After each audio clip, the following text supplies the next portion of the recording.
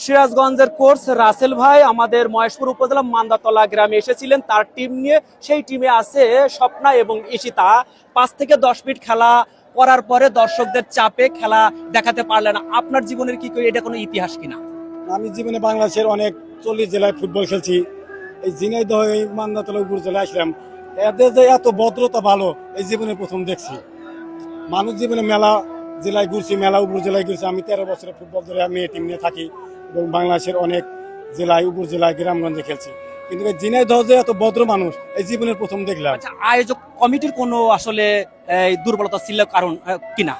অবশ্যই এদের দরকার ছিল প্রশাসনকে করার, মানে দাওয়াত দেওয়া এবং সেনাবাহিনী আনা, পুলিশ আনা, কিন্তু এরা কি করলো বুঝলাম না, নিজেরাই বুঝতে পারি নাই। একটা কথা ছিল যে এখানে জনপ্রিয় কণ্ঠশিল্পী মনির খান এসেছে, ব্যারিস্টার কাজল এসেছে, আমিরুজ্জামান খান শিমুল এসেছে এবং রনি সাহেব এসেছে। এত বাঘা বাঘা নেতা থাকার পরও কেন তাদের এই ব্যর্থতা?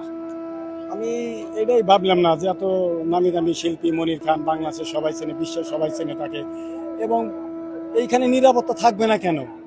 বা এটা তো বাংলাদেশ, আমাদের বাংলাদেশ, এ তো মানুষ যে এত বিশৃঙ্খলা করলো আজকে আমার জীবনে। এখন সর্বশেষ কি সিদ্ধান্ত নিলেন আপনারা? সিদ্ধান্ত আর কি নেবো, ঝিনাইদহ ডিস্ট্রিক্টে আর কোনো ঢুকবো না টিম নিয়ে। আমার জানা মতো দেখলাম যে এরা যে এত ভালো মানুষ, এটা আমার কেরিয়ার 13 বছরে শিখে গেছে। মনের ভেতরে অনেক ব্যথা কাজ করছে। কাজ করার তো স্বাভাবিক কথাই, কিনে তো খেলছে, একজনের মা আছে, একজনের বোন আছে, একজনের মেয়ে আছে, কেন এরা বিশৃঙ্খলা করবে? আমি তো ভাবতেই পারতেছি না।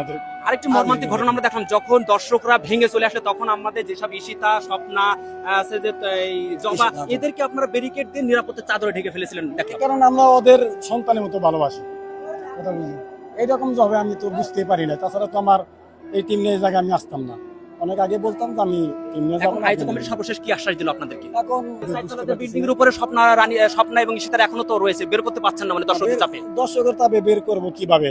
কুমুটি দেখতেছেন একটাও, মানে বুঝলাম না ব্যাপারটা, যে আইন শৃঙ্খলা বাহিনী এই মান্দাতলা কি নাই নাকি?